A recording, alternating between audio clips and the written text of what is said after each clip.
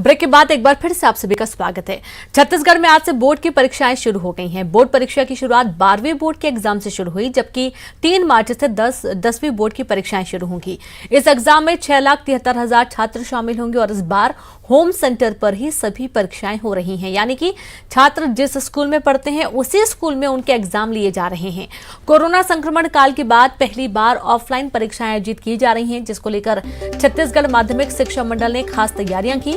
अंदरूनी और ग्रामीण इलाकों में नकल रोकने के लिए उड़न दस्ते बनाए गए हैं। वहीं प्राइवेट स्कूलों में भी नकल रोकने के लिए खास व्यवस्था की गई है। कोरोना संक्रमण को देखते हुए परीक्षा देने के लिए 2 असाइनमेंट जमा करने की बाध्यता भी खत्म कर दी गई है। तो ये 6 तस्वीरें आपकी टीवी स्क्रीन पर हैं, जहां पर रायपुर, कवर्धा और बलौदाबाजार, बेमेतरा, कोरबा और बालोद, ये 6 तस्वीर आपकी टीवी स्क्रीन पर है, जहां पर परीक्षा की तमाम तैयारियां आप देख पाएंगे। 10वीं बोर्ड के एग्जाम, 12वीं बोर्ड के एग्जाम, 6,73,000 परीक्षार्थी शामिल होने वाले हैं। 12वीं बोर्ड में 2,93,000 छात्र शामिल होंगे और इस तरीके से तमाम व्यवस्थाएं भी की जा रही हैं। और निजी स्कूल, जो छात्र जिस स्कूल में पढ़ते हैं वहीं पर उसे परीक्षा देनी है। और ज्यादा जानकारी के साथ संवाददाता देवव्रत भगत लाइव जुड़ गए हैं। देवव्रत, देखा जा रहा है कि तमाम पुख्ता इंतजाम किए गए हैं परीक्षा को लेकर, और जो छात्र जिस स्कूल में पढ़ाई कर रहा था वहीं पर उसका सेंटर रखा गया है।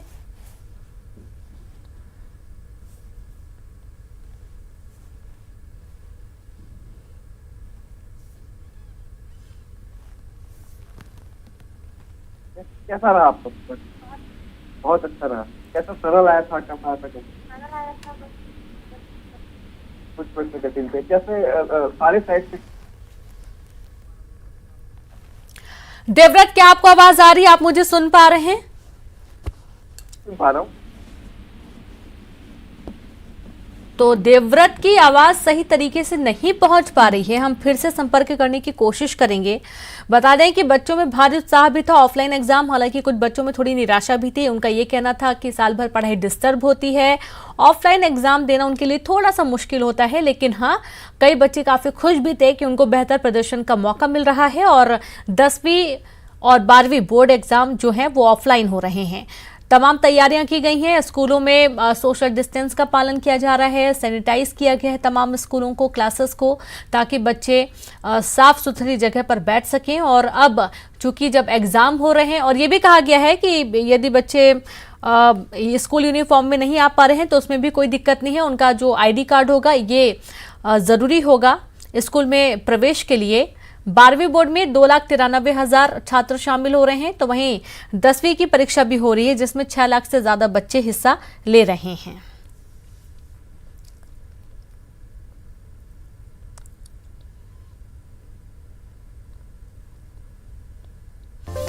तो आज से 12वीं बोर्ड की परीक्षाएं शुरू हो रही हैं और कल से शुरू हो चुकी हैं, और कल से 10वीं की भी एग्जाम शुरू हो जाएंगे।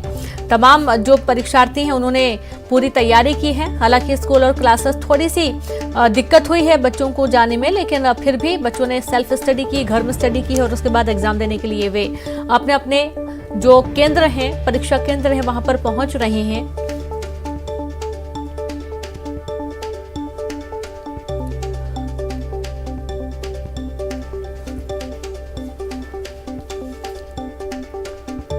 तो आज से बोर्ड की परीक्षाएं शुरू हो गई और जैसा कि छत्तीसगढ़ सरकार ने पहले ही साफ कर दिया था कि जो भी एग्जाम होंगे वो ऑफलाइन होंगे। और संवाददाता देवव्रत भगत फोन लाइन पर जुड़ गए हैं। देवव्रत, देखा जा रहा है कि आज से 12वीं के एग्जाम शुरू हो चुके हैं, कल से 10वीं के होने वाले हैं, तो किस तरीके की तस्वीरें देखने को मिली हैं आज के दिन?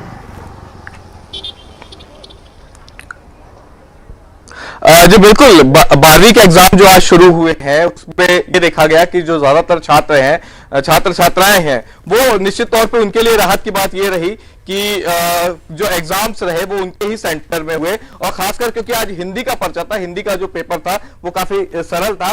और कुछ इस वक्त मेरे साथ भी हैं, उनसे भी हम बातचीत करने की कोशिश करते हैं। कैसा रहा पेपर आपका? अच्छा रहा, थोड़ा सरल भी था, कठिन भी था। तीनों सेट में थोड़ा थोड़ा कंफ्यूजिंग था।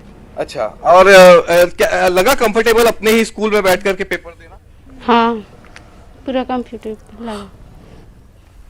अच्छा, आप बताइए कैसा रहा पेपर, क्या इजी आया था? क्योंकि 70% कोर्स रहे हैं, 30% की कटौती हुई है, क्या कहेंगे? बहुत अच्छा रहा हमारा पेपर। तो जहाँ तक हम लोग को लगा कि पेपर बहुत सरल कठिन दोनों था, तीनों सेट में दोनों सभी अच्छा रहा। ऐसा तो नहीं लगा कि हम लोगों को यहाँ कठिन है यहाँ कठिन है, नहीं लगा। अच्छा, एक चीज ये थी कि इस बार ये था कि छात्र ये कहा गया था कि जो एग्जाम्स होंगे उसमें कोर्स की कटौती भी कर दी गई थी, सेंटर भी बदल दिए गए थे, तब ऐसे में अपना ही स्कूल रहा, कितना कंफर्टेबल लगा एग्जाम में? बहुत अच्छा लगा कि अपने ही स्कूल में बैठकर एग्जाम दिलाए। अच्छा, व्यवस्था किस तरह की थी सेंटर्स में? बहुत अच्छा था। हाँ,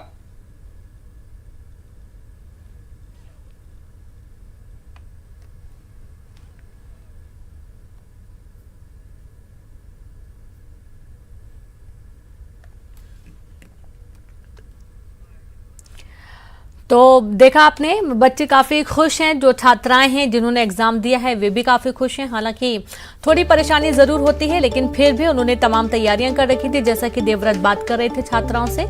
और भरपूर कोशिश की गई है, मेहनत की गई है ताकि अच्छे से एग्जाम दिया जा सके, अच्छा रिजल्ट पाया जा सके। आप थोड़ी बहुत पढ़ाई जरूर प्रभावित हुई है कोविड की वजह से, लेकिन फिर भी छात्राओं ने पूरी मेहनत के साथ एग्जाम दिया है।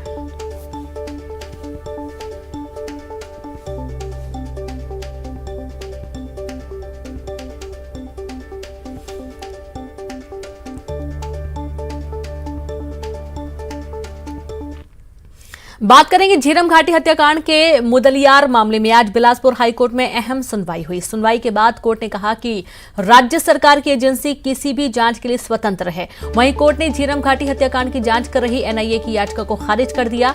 इससे पहले हाईकोर्ट ने 9 फरवरी को सभी पक्षों को सुनने के बाद फैसला सुरक्षित रख लिया था।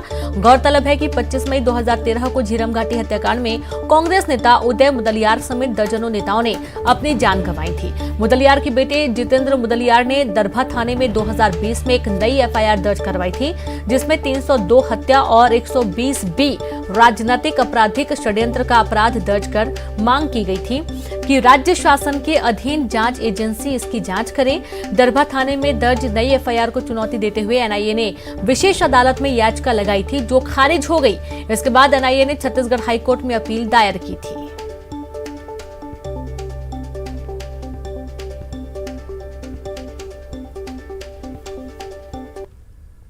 जांजगीर चांपा चाकूबाजी में 3 घायल हुए हैं। 2 पक्षों में विवाद हुआ था और इस दौरान चाकूबाजी की घटना हुई। जी हां, इस दौरान 3 लोग घायल हुए हैं।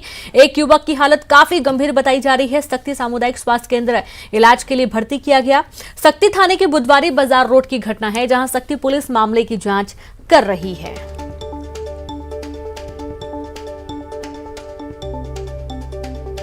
तो खबर जांजगीर चांपा से, जहां चाकूबाजी की घटना सामने आई है और इसमें 3 लोग घायल हुए हैं। एक की हालत काफी गंभीर बताई जा रही है, जिसे अस्पताल भर्ती किया गया है। और 2 पक्षों में विवाद हुआ था और विवाद इतना बढ़ गया कि यहां पर चाकूबाजी हो गई और 3 लोग घायल हो गए हैं, जिनमें एक की हालत काफी नाजुक है।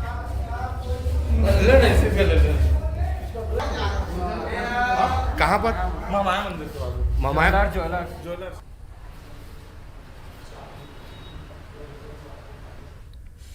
कांकेर में बांदे क्षेत्र के ग्राम पीवी 97 मिडिल स्कूल में बच्चों ने ही स्कूल में तालाबंदी कर दी। बच्चों का कहना है कि स्कूल में पढ़ाई नहीं हो रही है, जिससे नाराज होकर उन्होंने स्कूल में तालाबंदी की है। आपको बता दें कि स्कूल में पढ़ाई न होने की वजह से शिक्षकों की कमी है और स्कूल में पहले से ही 2 शिक्षक पदस्थ थे, साथ ही एक समन्वयक। इसमें से एक शिक्षक जहां लकवा ग्रसित हो गए हैं, तो वहीं समन्वयक का काम जिले के सभी स्कूलों का दौरा करना होने की वजह से वो दौरे पर ही रहते हैं। स्कूल में केवल 2 ही शिक्षक हैं, उसमें से एक संकुल समन्वयक है, वो भी विभिन्न स्कूल के कार्यक्रम से पढ़ा नहीं पा रहा है, और एक है पैरालिसिस से पीड़ित है, उनका भाषा बच्चे को समझ में नहीं आ रहा है। मेरा बच्चे भी यहीं पर पढ़ रहा है। स्कूल में शिक्षक ना होने के कारण हमारे पढ़ाई में दिक्कत आ रहा है। कितना शिक्षक है आपके स्कूल? हमारे स्कूल में 2 शिक्षक हैं, एक एलबी में नौकरी करता है, मतलब 7 स्कूल का प्रभारी है, और दूसरे पैरालिसिस से पीड़ित है, तो उनका बात समझ में नहीं आता है। उसका भाषा समझ में नहीं आता है? नहीं आता है। उप सरपंच क्या समस्या है आपके स्कूल में? हमारा स्कूल में टीचर नहीं है, 2 टीचर है, एक विकलांग है, एक स्कूल समन्वयक है। तो पढ़ाने का समय नहीं पाता है। 7 स्कूल उसका ऊपर में है, 7 स्कूल में जाना आना करता है हमेशा। क्या चाहते हैं आप लोग? हम लोग स्कूल को बंद करवाना चाहते हैं। क्यों? टीचर नहीं तो कैसे पढ़ेंगे? हमारा भी 2 बच्चा पढ़ता है यहाँ। इसी के साथ इस बुलेटिन में इतना ही। नमस्कार।